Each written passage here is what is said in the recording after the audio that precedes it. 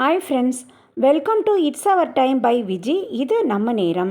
நம்ம நேரத்தில் நம்ம இன்னைக்கு பார்க்க போகிறது அன்னாபிஷேகம். ஐப்பசி மாதத்தில் வரும் பௌர்ணமியில் அன்னாபிஷேகம் செய்வது வழக்கம்.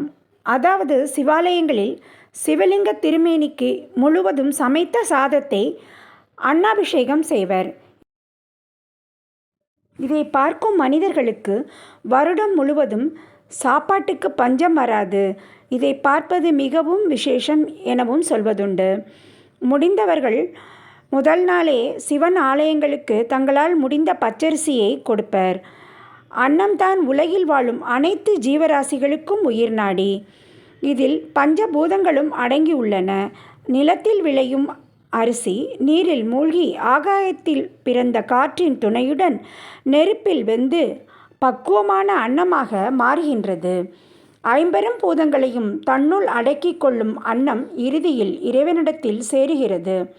நாமும் அன்னாபிஷேகம் அன்று இறைவனை தரிசித்து பக்குவம் பெறுவோமாக. ஓம் நமச்சிவாய. திருச்சிற்றம்பலம்.